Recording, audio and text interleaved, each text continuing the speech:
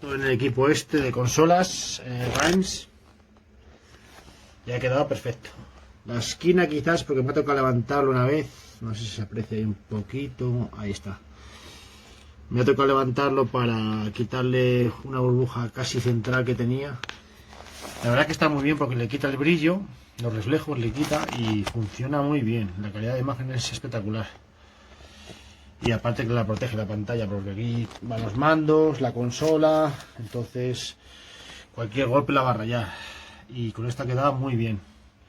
Hay que tomar con calma, con tiempo y despacio, y te da para levantarlo un par de veces si te confundes o te queda algún pelo, alguna pelosilla, pero la verdad es que queda muy bien.